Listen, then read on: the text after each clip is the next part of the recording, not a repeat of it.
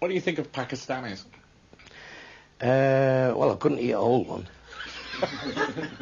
Yeah, I've got a Pakistani lives next door to me. And he says to me the other day, I'm a better man than you. I said, I never said you fucking wasn't. What makes you think you're a better man than me? He says, I've not got a fucking Paki living next door to me. So, you know, they're jokes. You must never take them serious. The Pakistani that lives next door to me, he's a doctor, and he's a very clever man, and we're good friends. He wouldn't take offence at that. He'd laugh his bollocks. These two Irish fellas used to knock about with his Paki, and the Paki got knocked down, killed stone dead. The copper said, what was his name? He said, we never knew his name, sir. Just used to booze them, you know. He said, where did he live? He says, we knew fuck all about the man, he said. The only thing we knew about him, he had two arseholes. He said, how do you mean? He said, every pub we went in, they used to say, here's that Paki with them two arseholes.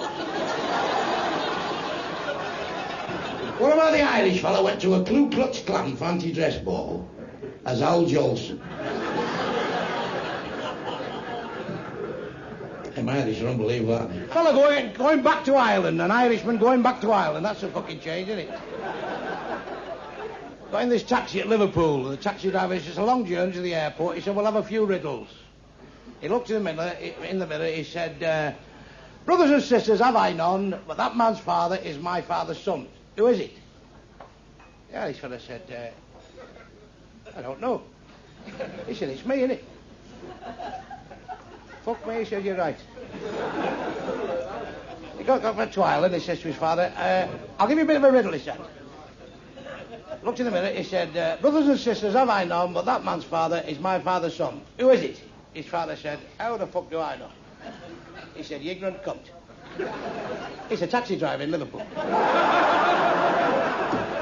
What about the Irish Working Men's Club went on a mystery tour and they had a suite to guess where they was going? And the fucking driver won 68 quid.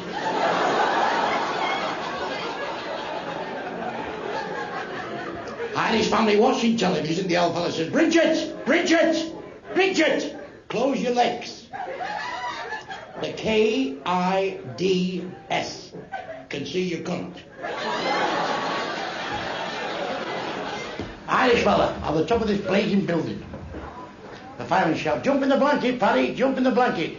Not fucking likely, he said. You English, you ain't the fucking sight of us, he says. I'm jumping in no blanket. I'll jump, you pull the blanket away, he said. Put the blanket on the floor, then I'll fucking jump in.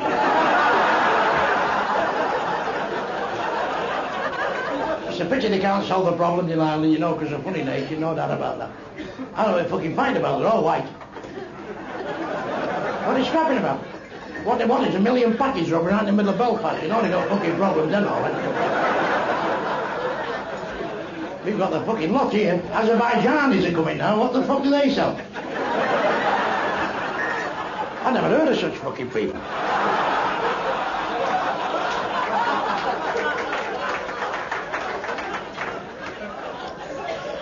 Two Irish fellas walking through the Vatican once said, you see that fella over there with the crooked stick and the mitre cap? I think that's the Pope. I said, I don't think it is. He says, I'm sure it is.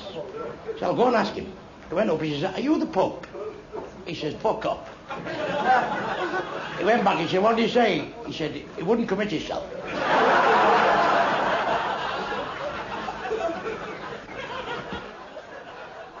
Irish fellow went for a job on a building site. He said, what's your name? He says, Paddy Mulligan. He says, how do you spell it? He says, stick the job up your arse.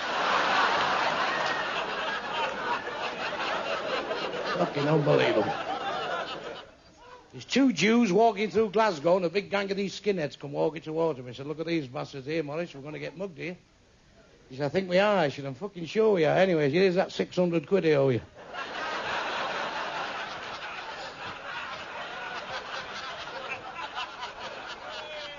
Two Jews talking once said, what would you do if you won the pool time? He said, I won £1 million, I'd give you half, you're my best friend. He said, what about if you had two houses? If I had two houses, I'd give you a house, you're my friend. He said, what about if you had two cars? If I had two cars, I'd give you a car. He said, what about if you had two chickens? He says, now, fuck off, you know I've got two chickens.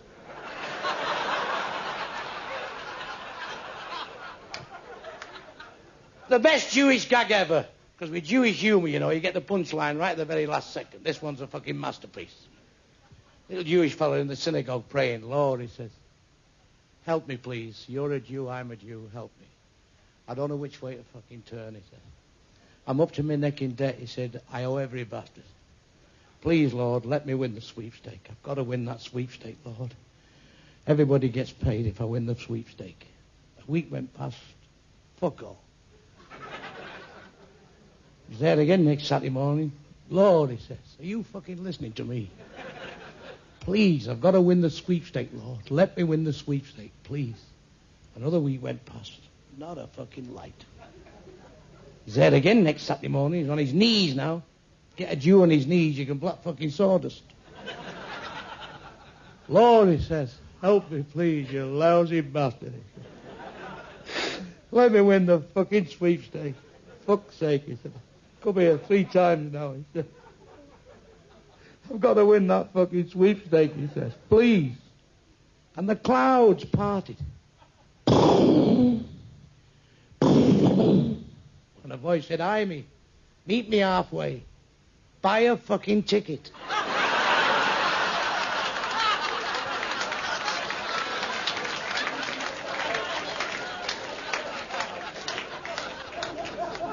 Two Jews about to be shot by the Gestapo, Avey and Ivy. Stood there.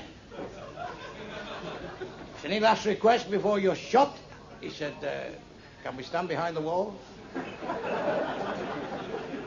you cannot stand behind the wall. Stand still. And Avey stepped forward. He said, you dirty German bastard. Fuck you and Adolf Hitler. Ivy says, don't cause trouble.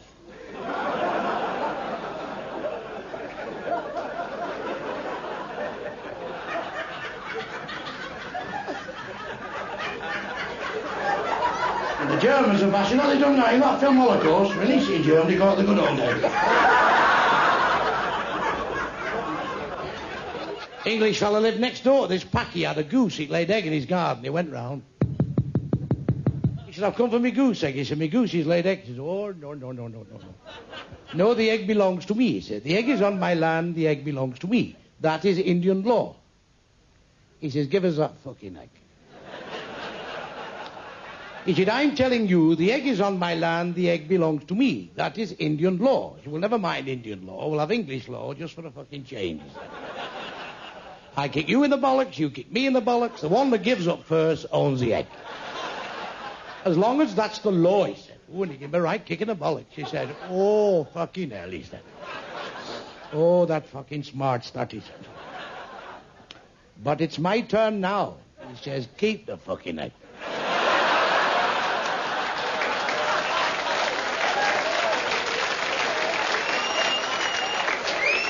Walked in the pub with a crocodile. The landlord said, get it out. He said, it does tricks. He says, tricks, you balmy bastard. Get that crocodile out of here, and now, move with the crocodile. He says, you're going to have a thrombosis the way you're going on. He says, calm down, he said. You've not seen the trick yet. What's this? Opens the crocodile's mouth like that. Put his sprig in his mouth like that. Got a bit of wood out of his back pocket, and bang! Across the head. The crocodile went. Fucking hell, he said, you've got some bottle to out like that. He said, I told it was good. He said, all that fucking screaming and shouting. Anybody in this pub like to try it for 50 quid?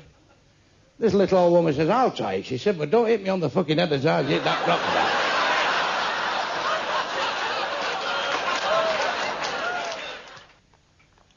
At the end of The Worst of Bernard Manning, for people who still haven't made up their mind as to whether you're a hero or a villain, let's turn the spotlight on and you give them a message. Well, my message is never take a joke seriously. I'm a father and a grandfather. My stage act is an act. It's not what I take in my own home.